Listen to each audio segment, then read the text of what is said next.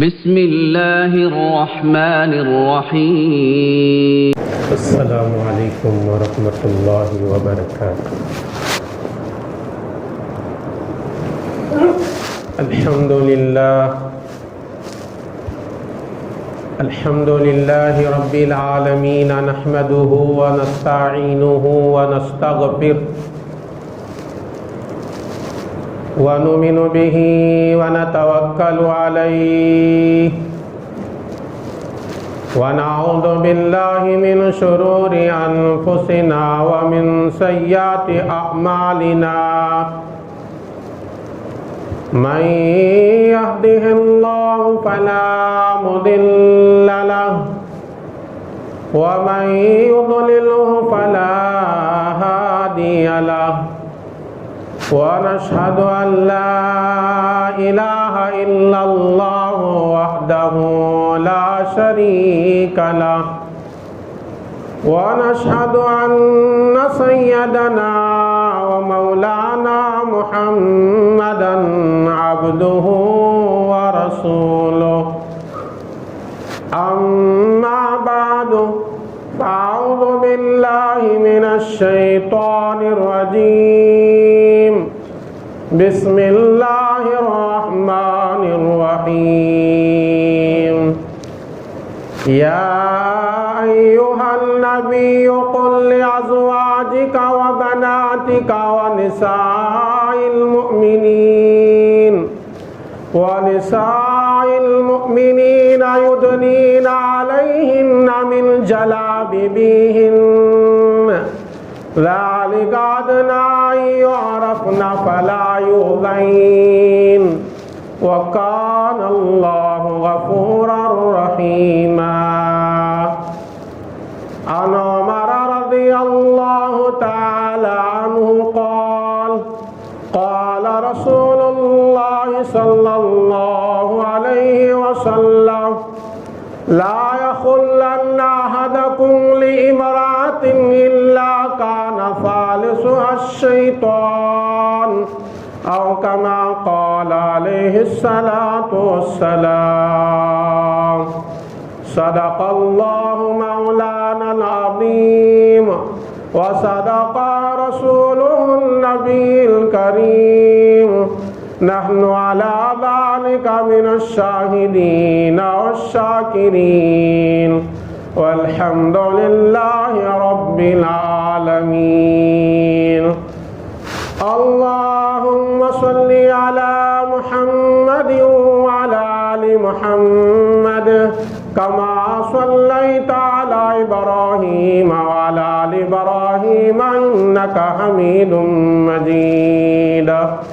اللهم بارك على محمد وعلى آل محمد، كما باركت على إبراهيم وعلى آل إبراهيم إنك حميد مجيد۔ برادران محترم، بزرگوں اور دوستو، اللہ جل جلالہ و عما نوالہ کا کرم ہے، اللہ تبارک و تعالی نے ہم تمامی حضرات کو اس کے دربار کو پہلی فرصت میں آنے کی توفیق دیا۔ اسی کا مزید احسان یہ ہوا، کچھ قرآن کریم اور سنت رسول سے باتیں سننے اور سنانے کی توفیق دے رہا ہے۔ محترم حضرات، اس سے پہلے 3 جمعوں میں یہ بات سامنے آئی کہ دل کے کئی امراض ہیں، دل کے اندر بیماریاں پیدا ہونے والے کچھ اعمال ہیں، اس سے ایمان والا بچنا چاہیے۔ تو یہ عنوان تو اور باقی رہے، آگے چلے گا انشاءاللہ، لیکن آج میں یہ سمجھانے کی کوشش کروں گا کہ عورت کے لیے پردہ کیوں ضروری ہے اور کس حد تک ضروری ہے۔ اس لیے کہ جس ریاست میں ہم رہتے ہیں آج کل شریروں کی شرارت سے یہ شرارت بھی کی جا رہی ہے کہ ایمان والی بیٹیاں یا بہنیں جو کالج کو جاتے ہیں وہ پردے کے ساتھ نہ جائیں. جو کالج میں پڑھتے ہیں، تعلیم حاصل کرنے کے لیے جاتے ہیں، وہ کلاس روم میں پردے کے ساتھ نہ بیٹھے. ایک بہت بڑا ایسا سمجھیے کہ امت کے اوپر ایک غم کا پہاڑ آ کر بیٹھا ہوا ہے. اور بعض ہمارے ایسے مسلمان بھی ہیں جن کو یہ خبر ہی نہیں کہ عورت پردہ کرنے کی چیز ہے یا نہیں ہے. سمجھتے ہیں کہ کوئی ضروری نہیں، چلو یہ بھی چلے گا. نہیں، چلیے قرآن کریم سے سمجھیں گی. قرآن کریم 22واں پارہ سورہ احزاب، سورہ نمبر 33 آیت نمبر 59 میں اللہ تبارک و تعالیٰ نے نبی کو حکم دیا ہے. اللہ تعالیٰ نے کہا یا ایھا النبی، آئے نبی، قل لازواجک وبناتک ونساء المؤمنین، آپ اپنے بیویوں کو اور آپ اپنے بیٹیوں کو اور پورے دنیا کے ایمان والے عورتوں کو کہہ دو یدنین علیہن من جلابیبہن، کہ جب تم باہر نکلنے کا موقع آئے تو مکمل پردے کے ساتھ نکلو. ذالک ادنی ان یعرفن فلا یؤذین، یہ پردے کے ساتھ نکلنے سے ایک فائدہ یہ ہوگا، سامنے والا پہچان لے گا کہ یہ شریف خاندان کی ہے، یہ نیک خاندان کی ہے، یہ بڑے پاکیزہ خاندان کی ہے، یہ پردہ کرنے والے خاندان کی ہے. اور جب اسے پتہ چلے گا کہ یہ شریف ہے فلا یؤذین، اسے چھیڑے گا نہیں، اسے تکلیف نہیں دے گا اور اس کے دل کو توڑنے والے جملے نہیں کہے گا. وَكَانَ اللَّهُ غَفُورٌ رَحِيمًا، اللہ کہتا ہے اللہ تعالیٰ غفور بھی ہے، معاف کرنے والا بھی ہے، اور رحیم بھی ہے، وہ بڑا رحم کرنے والا بھی ہے. تو اس قرآن کریم کی آیت میں اللہ تبارک و تعالیٰ نے حضور اکرم صلی اللہ علیہ وسلم کو یہ بتایا ہے کہ آپ اپنے بیویوں کو کہو، اپنے بیٹیوں کو کہو، اور سارے ایمان والے عورتوں کو کہو کہ وہ پردے کا اہتمام کرے. وہ پردہ جب باہر نکلے تب بھی ہو یا کسی پروگرام میں نکلے تب بھی ہو، وہ تعلیم کے نام سے باہر نکلے تب بھی ہونا چاہیے. اب سوال یہ، شریروں کی شرارت میں یہ بات شامل ہے کہ لڑکی جب کالج میں بیٹھے گی وہ حجاب کے بغیر بیٹھے گی، سر پر اس کے دوپٹہ نہیں رہے گا. کیا عورت کا سر بھی پردہ کرنے کے حکم میں ہے یا نہیں؟ دنیا کے پورے علماء کا فتویٰ یہ ہے کہ عورت کے سر کے بال بھی غیر مردوں سے چھپانا ضروری. جب عورت جوان ہو جاتی ہے تو اس کے جسم کا ہر حصہ غیر مردوں سے چھپانا ضروری ہے. اب علماء میں اختلاف یہ ہوا کہ چہرہ چھپانا چاہیے یا ہتھیلیاں چھپانا چاہیے یا نہ چاہیے. تو حدیثوں میں دو قسم کے باتیں ملتے ہیں. عبداللہ بن مسعود رضی اللہ تعالی عنہ کہتے ہیں کہ چہرہ اور ہاتھ کو کھلا رکھنے کی اجازت ہے. ابن عباس کہتے ہیں کہ عورت کو جب فتنے کا دور آ جائے، فتنے کا اندیشہ ہو، گناہوں میں مبتلا ہونے کا اندیشہ ہو، چہرہ بھی چھپانا چاہیے اور ہاتھ کے ہتھیلیاں بھی چھپانا چاہیے. تو لڑکی کے سر کے بال یہ چھپانے والے چیزیں ہیں، وہ کبھی غیر مردوں کے سامنے اپنے سر کا دوپٹہ نہیں ہٹائے گی،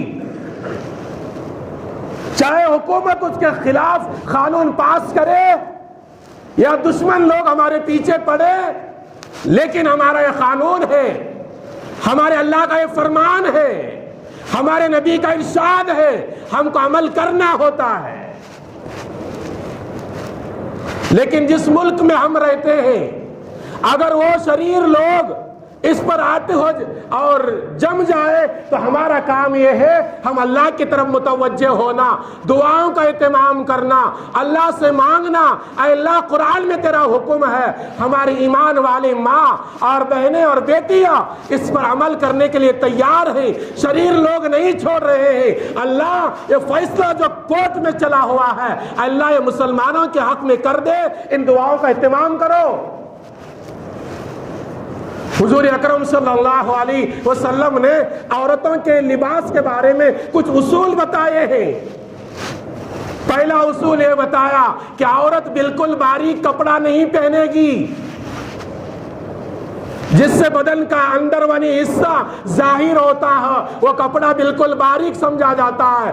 ایسا کپڑا مسلمان نوجوان کے لیے، لڑکی کے لیے پہننا بالکل غلط ہے، بالکل حرام ہے۔ اب یہ بات کن لوگوں کے لیے ہے کہ جن کے گھروں میں ہمارے بہنیں ہیں، بھائی کی ذمہ داری بنتا ہے کہ بہن کو سمجھائے، باپ کی ذمہ داری بنتی ہے کہ بیٹی کو سمجھائے۔ بالکل باریک کپڑا عورت کے لیے پہننا شریعت میں منع ہے۔ حدیث سنیے، حضور اکرم صلی اللہ علیہ وسلم تشریف فرما تھے، حضرت اسماء بنت ابی بکر رضی اللہ تعالی عنہا تشریف لائی، جوان ہو چکی تھی اور ان کے بدن پر جو کپڑا تھا بالکل باریک تھا۔ اللہ کے نبی صلی اللہ علیہ وسلم نے اپنا چہرہ پھیر لیا، فرمایا اسماء جب لڑکی جوان ہو جاتی ہے، جب لڑکی بالغ ہو جاتی ہے، وہ لڑکی کے لیے باریک کپڑا پہننا منع ہے، آدمی اس سے گنہگار ہوتا ہے، توبہ کر لے، یہ کپڑے تبدیل کر کے آ۔ اللہ کے نبی صلی اللہ علیہ وسلم نے حضرت اسماء بنت ابی بکر رضی اللہ تعالی عنہ کو پیغام دیا۔ یہ پیغام صرف اسماء بنت ابی بکر کے لیے نہیں تھا، نبی کے ذریعے سے آنے والے ہر ایمان والی میری ماں، میری بیٹی، میری بہن کے لیے تھا کہ باریک کپڑا پہننا تیرے پردے کے خلاف ہے، یہ گناہ ہے، یہ گناہ کبیرہ ہے، اللہ ناراض ہوتا ہے، رسول اللہ اس سے ناراض ہیں۔ تو ہمارے بہنوں کا لباس بالکل باریک پہننا منع۔ حضرت ابو منذر رضی اللہ تعالی عنہ صحابی رسول ہیں اور ان کی ماں کے لیے انہوں نے کپڑا لایا، ماں بالکل بوڑھی ہو چکی تھی، حدیث ہے ابو داؤد کے اندر غالباً، اور ان کی آنکھوں کی کمزوری آ گئی تھی، آنکھ دکھائی نہیں دیتے تھے۔ بیٹے نے کپڑا لایا عراق سے، کہا امی جان میں عراق گیا ہوا تھا، وہاں سے کپڑا تمہارے لیے تحفہ لایا ہو۔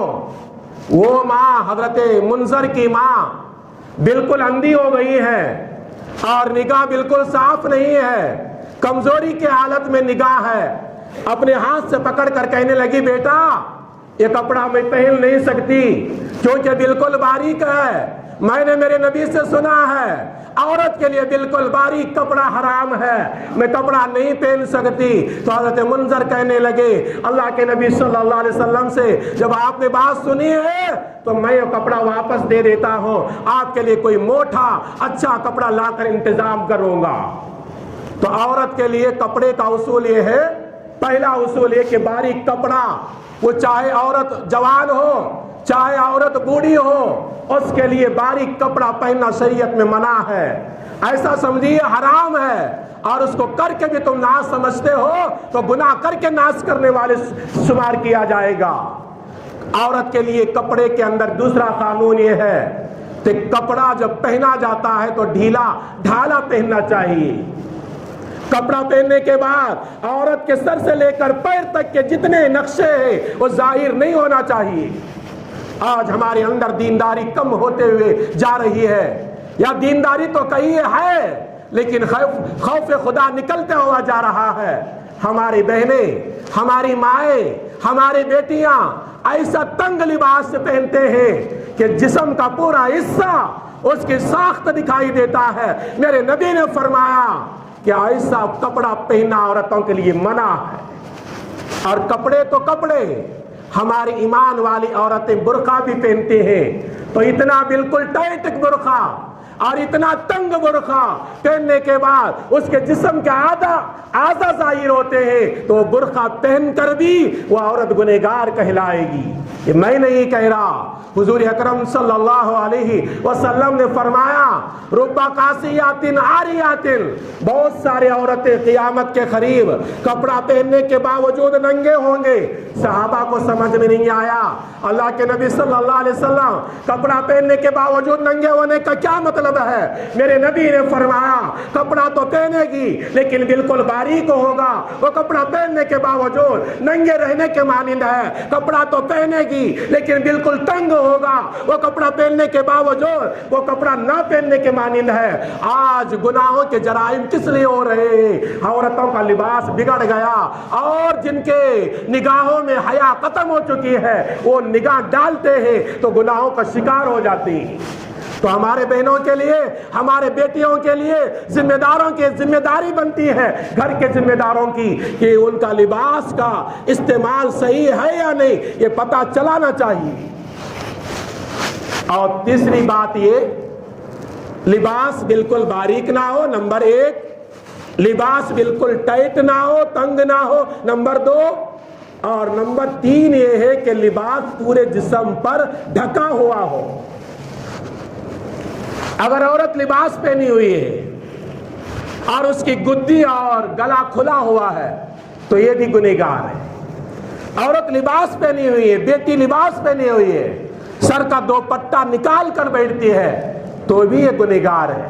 اگر گھر کے اندر کوئی نامحرم نہیں ہے، باپ رہتے ہیں، شوہر رہتے ہیں، بھائی رہتے ہیں، بیٹے رہتے ہیں، ایسے وقت میں دوپٹہ نکالتی ہے تو یہ گنہگار نہیں ہے۔ ایسے وقت میں بھی دوپٹہ پہننا افضل ہے، اور اگر نہیں پہنتی تو گناہ نہیں ہے، لیکن دوپٹہ ایسے جگہ پہننا اس کے لیے ضروری ہے جہاں تعلیم کے نام پر کالج پر کیوں نہ جاتی ہو، اور کسی بازار کے اندر کسی کام کے لیے کیوں نہ جاتی ہو، اس کے سر پر دوپٹہ ہونا ضروری ہے۔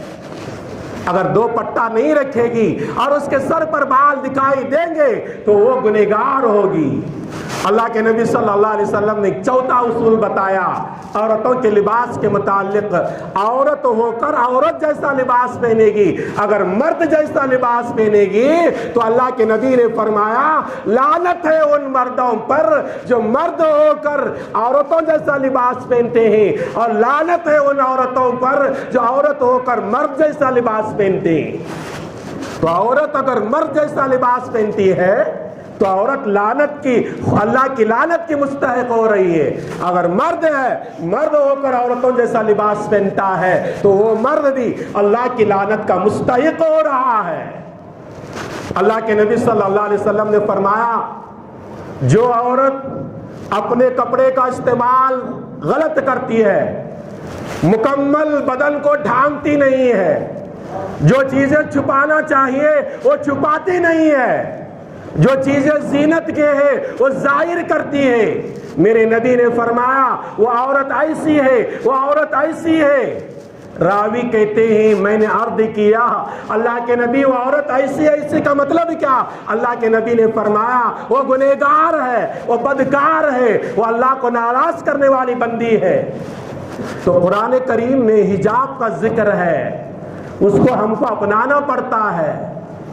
ہم جس ملک میں رہتے ہیں لوگ مخالفت کرے یا نہ کرے، لیکن ایمان والے کا فریضہ بنتا ہے پردے کا اہتمام ہونا چاہیے۔ حضور اکرم صلی اللہ علیہ وسلم کی بیوی حضرت عائشہ رضی اللہ تعالی عنہا کی ایک بات سنو۔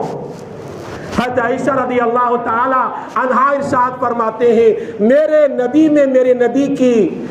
کمرے میں میرے نبی کی قبر مبارک موجود تھی۔ اس لیے کہ جہاں آج رسول اللہ کی مبارک قبر ہے، مزار مبارک ہے، وہ حضرت عائشہ کا کمرہ تھا، اور نبی کا انتقال جہاں ہوتا ہے اسی جگہ نبی کو دفن کر دیا جاتا ہے۔ تو اللہ کے نبی کا انتقال حضرت عائشہ کے کمرے میں ہوا، تو حضرت عائشہ ہی کے کمرے میں قبر بنا کر نبی کو دفن کر دیا گیا۔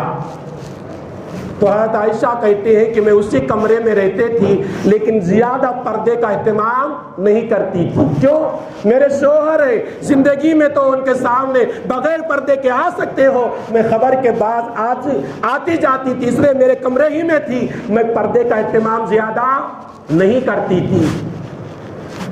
جب چند سالوں کے بعد ابو بکر صدیق کا انتقال ہوا، ابو بکر صدیق رضی اللہ تعالیٰ عنہ کو میرے شوہر حضور اکرم صلی اللہ علیہ وسلم کے بازو دفن کر دیا گیا، تو میں پھر بھی پردے کا اہتمام میرے کمرے میں اتنا نہیں کرتی تھی۔ کیوں؟ یہ میرے ابا ہیں، میرے ابا سے تو پردہ نہیں، اور یہ میرے شوہر ہیں، شوہر سے تو کوئی پردہ نہیں۔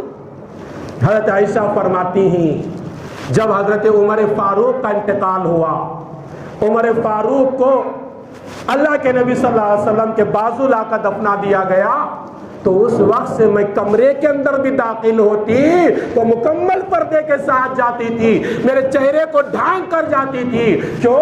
میرے ابا تو تھے، میں پردہ نہیں کرتی تھی، کوئی حرج نہیں، اور میرے شوہر تھے، میں پردہ نہیں کرتی تو کوئی حرج نہیں، اور عمر سے میرا کوئی تعلق نہیں، وہ غیر محرم ہے، اس لیے میں پردہ کر رہی ہوں۔ حضرت عائشہ کن سے پردہ کر رہی ہیں؟ وہ انسانوں سے جو انتقال کر کے خبر کے اندر آرام کر رہے ہیں، ان سے پردہ کر رہے ہیں۔ آج ہماری بہنیں پردہ کرنے سے شرماتی ہیں۔ بعض ایسے بھی نوجوان ہیں، عورت اگر پردہ کرنے پر تیار ہو تو یہ مانتا نہیں، ارے نہیں، میرے دوست کے گھر والے پردہ نہیں کرتے، میری گھر والی پردہ کرے تو میری عزت کا اندر کمی آئے گی۔ نہیں، عزت کے کمی کو یہاں دیکھا نہیں جائے گا، میرا رب کیا کہہ رہا ہے وہ دیکھنا پڑے گا۔ اور چلیے قرآن کریم سورہ احزاب آیت نمبر 53 کی آیت پڑھو، 53 کی آیت پڑھو، اللہ تعالیٰ وہاں کہتا ہے وَإِذَا سَأَلْتُمُوهُنَّ مَتَاعًا فَاسْأَلُوهُنَّ مِنْ وَرَاءِ حِجَابٍ۔ اے میرے صحابہ، اگر نبی کے عورتوں سے کوئی چیز مانگنا ہو یا کوئی مسئلہ پوچھنا ہو، پردے کے آڑ سے پوچھو۔ کس کو حکم ہو رہا ہے؟ صحابہ کو۔ صحابہ کے بارے میں اللہ نے کیا کہا کہ میں نے ان کے دلوں کو تقوی کے لیے بھر دیا ہے۔ ایسے پاکیزہ ہستیوں کو حکم ہو رہا ہے نبی کے گھر والوں کے پاس جا کر کوئی چیز مانگنا ہو، کوئی سوال کرنا ہو، کوئی علم حاصل کرنا ہو، پردے کے آڑ میں حاصل کرنا۔ ذالک اطہر لقلوبکم وقلوبہن، یہ پردے میں بات کرنے سے، وہ بھی کس سے؟ نبی کی بیویوں سے۔ نبی کی بیوی امت کے لیے ماں ہوتے ہیں، نبی کے انتقال کے بعد نبی کی کسی بیوی سے کسی امتی کو نکاح کرنا جائز نہیں۔ یہاں بھی صحابہ کو بتایا جا رہا ہے پردے کا اہتمام کرو، تو پردہ ضروری ہے۔ ابھی حجاب کے متعلق ہائی کورٹ میں جو فیصلہ چل رہا ہے، علماء کہتے ہیں وہ آنے کے انتظار کرنے تک ہماری ذمہ داری یہ بنتی ہے دعاؤں کا اہتمام کرنا۔ اے اللہ، ہماری بیٹیاں پردے کو لینا چاہتے ہیں، یہ ظالم پردے کو چھیننا چاہتے ہیں، یا اللہ جو حق ہے ہمارے قرآن کے مطابق فیصلہ کرنے والے کو توفیق دے۔ ان دعاؤں کا اہتمام کرو۔ صرف نیوز دیکھنے سے، پڑھنے سے اور یہ تمنا کرنے سے ہو گیا تو اچھا تھا، فیصلہ ایمان والوں کی طرف ہو جائے، اس سے کچھ نہیں ہوتا۔ دعاؤں کا اہتمام کرو، وہ فیصلہ کرنے والے کا دل بدل جائے، وہ قرآن کے مطابق فیصلہ کر جائے۔ ہماری بیٹیاں جب کالج کے اندر تعلیم کے لیے بیٹھے، ان کے سروں پر دوپٹہ ہو، یہ فرشتے بھی ان کے ساتھ رہتے ہیں اور ان کی حفاظت بھی ہوتی ہے۔ آج اعتراض کیا جاتا ہے کہ عورت جب پردے میں رہتی ہے تو بیمار ہوتی ہے، یہ غیروں کی طرف سے اعتراض ہے۔ مسلمان مرد عورتوں پر ظلم کر رہے ہیں پردے میں رکھ کر، ان ظالموں کو کیا پتا جو عورت گھر کے اندر جتنا زیادہ رہتی ہے اور گھر کے مکمل کام جو جتنی زیادہ انجام دیتی ہے، وہ عورت زیادہ بیمار نہیں ہوتی بلکہ کم بیمار ہوتی ہے۔ ایک اعتراض ظالم لوگ یہ بھی کر رہے ہیں کہ مسلمان اپنے عورتوں کو پردے میں رکھ کر بزدل بنا رہے ہیں. نہیں میرے بھائی، عورت پردے میں رہنے سے بزدل نہیں ہوتی. کیا صحابہ کے واقعات تمہیں معلوم نہیں؟ حضرت صفیہ رضی اللہ تعالی عنہا حضور اکرم صلی اللہ علیہ وسلم کی پھوپھی ہیں. جنگ خندق کا موقع ہے، صحابہ خندق کھود رہے ہیں اور ایک طرف یہودیوں کی جماعت ہے. یہودیوں نے دیکھا، بنو قریظہ کے قبیلے والوں نے دیکھا صحابہ ادھر خندق کھود رہے اور ان کی عورتیں اکیلے تنہا ہیں. عورتوں پر حملہ کرنے کے لیے آئے، ان کو مارنے پیٹنے کے لیے آئے. حضرت صفیہ خیمے سے نکلتی ہے اکیلی عورت اور نکل کر ایک نیزہ لیتی ہے. جو یہودی ان عورتوں پر حملہ کرنے کے لیے آیا تھا وہ اکیلی عورت کھڑ کر اس یہودیوں کا مقابلہ کرتی ہے. کیا پردے میں رہنے سے بزدل ہوتی تو صحابیات کیسے مقابلہ کیے؟ پردے میں رہنے سے عورت بزدل نہیں ہوتی، گناہ کرنے سے عورت بزدل ہوتی ہے، اللہ کا قانون چھوڑنے سے عورت بزدل ہوتی ہے، نبی کا طریقہ عورت چھوڑتی ہے تو بزدل وہ ہوتی ہے، بے پردہ ہوتی ہے تو عورت بزدل ہوتی ہے. پردے میں رہنے سے عورت کبھی بزدل نہیں ہوتی. کیا آپ نے نیوز میں نہیں دیکھا مسکان کہنے والی ایک بیٹی جب 40-50 غیروں نے اس کو ایک گھیر لیتے ہیں، کہتے ہیں کہ برقع ہٹاؤ، نقاب ہٹاؤ، وہ اللہ اکبر کے نعرے لگاتے ہیں، پوری دنیا اس کی تعریف کر رہی ہے. بیٹی ہو تو ایسی ہمت والی ہونا چاہیے. یہ کب ہوگا؟ ہمارے ماں باپ کی تربیت بھی ہو. بیٹی تیرے لیے پردہ ضروری ہے، تو باہر نکلے تو ہمیشہ پردے کے ساتھ جایا کر. پردے سے تیری بیماری پر کوئی اثر نہیں پڑتا بلکہ اللہ تجھے صحت دے گا. پردے میں رہنے سے تو بزدل نہیں ہوتی، اللہ تجھے بہادر دے گا، بہادر بنائے گا. صحابہ کرام میں کتنے ایسے عورتیں ہیں جو بہادر تھے اور مصیبت بھی آئی تو انہوں نے پردہ نہیں چھوڑا. ابو داؤد کی روایت ہے، ام خلاد رضی اللہ تعالی عنہا یہ صحابیہ ہیں، حضور کے خدمت میں آئے، عرض کرنے لگے اللہ کے نبی صلی اللہ علیہ وسلم میرا نوجوان جنگ کے اندر شریک ہوا تھا، میں نے سنی ہے میرا نوجوان بیٹا شہید ہو چکا ہے، میں اس کی نعش کو دیکھنے کے لیے آئی ہوں. اللہ کے نبی صلی اللہ علیہ وسلم نے فرمایا آنکھوں سے آنسو بہاتے ہوئے، ہاں ام خلاد تمہارا نوجوان جنگ میں شریک تھا لیکن وہ شہید ہو چکا. اور اللہ کے نبی صلی اللہ علیہ وسلم نے فرمایا کہ تمہارے نوجوان بیٹے کے لیے 2 شہیدوں کا ثواب ملا. کیوں؟ اگر ایک جنگ میں کوئی کافر مسلمان کو مارتا ہے تو اس کو 1 شہید کا ثواب ملتا ہے. اگر جنگ میں کوئی اہل کتاب، آسمانی کتابوں کو ماننے والا یہودی عیسائی، اگر وہ کسی ایمان والے کو شہید کرتا ہے اسے 2 شہیدوں کا ثواب ملتا ہے. تمہارے بیٹے کو شہید کرنے والا کافر نہیں تھا، وہ اہل کتاب میں سے تھا، تمہارا بیٹے کو 2 شہیدوں کا ثواب ملا.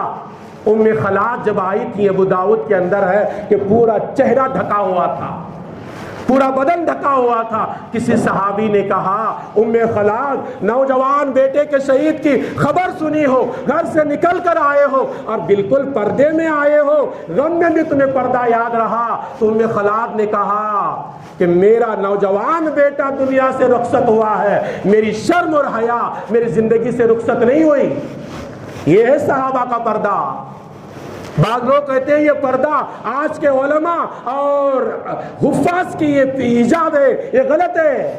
علماء اور حفاظ مفتیان کرام صرف قرآن و احادیث کی باتیں سمجھاتے ہیں، وہ اپنی کوئی بات داخل نہیں کرتے. حضرت ابو سعید رضی اللہ تعالی تابعی ہیں رحمت اللہ علیہ، وہ فرماتے ہیں، حدیث کی کتاب میں ہے ابو داؤد میں صفحہ نمبر 335 میں ہے. ابو سعید کہتے ہیں میں ابو سعید خدری رضی اللہ تعالیٰ عنہ کے ساتھ مدینے کے بازار میں گلیوں میں جا رہا تھا.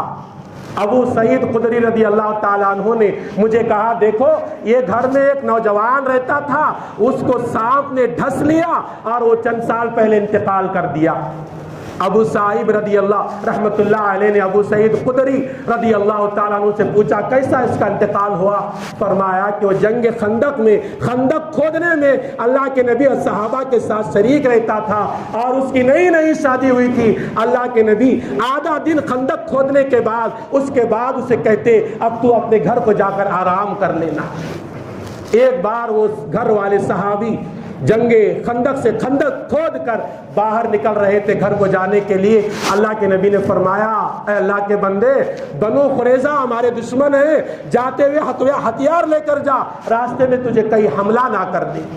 وہ خندق کھودنے والے صحابی کہتے ہیں کہ میں ہتھیار لے کر گھر کو آیا، دیکھا کہ دوپہر ختم ہو چکی ہے اور شام آنے میں تھوڑی دیر باقی ہے، تو میری بیوی میرے گھر کے صحن میں کھڑی ہوئی ہے اور سر کے اوپر چادر نہیں ہے، تو مجھے غصہ آیا اور نیزہ اٹھا کر بیوی کو مارنا چاہا، تو بیوی کہنے لگی اجی اپنے گھر میں آ کر پہلے چیز دیکھ لینا اور بعد مجھے سزا دینا، میں کس وجہ سے اپنے گھر کے آنگن میں آ کر بغیر دوپٹے کے کھڑی ہوں آپ کو پتہ چل جائے گا۔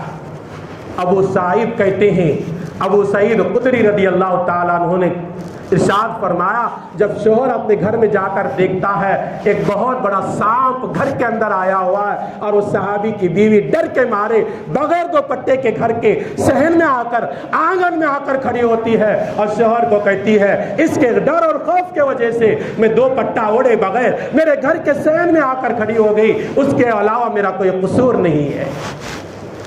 تو وہ صحابی اسی نیزے سے اس سانپ کو مارا اور صحن میں لائے اور اس کو مار رہے تھے، اچانک وہ سانپ نے آگے بڑھا اور صحابی کو ڈھسا اور اسی جگہ اس صحابی کا انتقال ہوا۔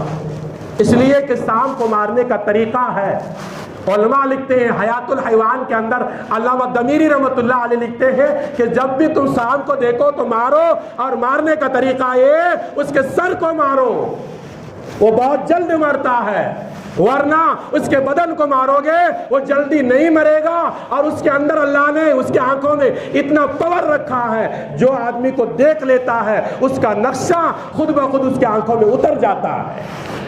تو صحابی مارے تو مارے سانپ کو لیکن سر کو نہیں پڑا تھا، وہ اور زندہ تھا، کود کر صحابی کو ڈھسا اور صحابی مر گئے۔ یہ واقعہ نقل کرنے کے بعد امام ابو داؤد فرماتے ہیں اگر صحابہ کے دور میں پردے کا اہتمام نہ ہوتا تو یہ صحابی صرف عورت کو بغیر پردے کے صحن پہ آنے سے غصہ اور ناراض ہو جاتی۔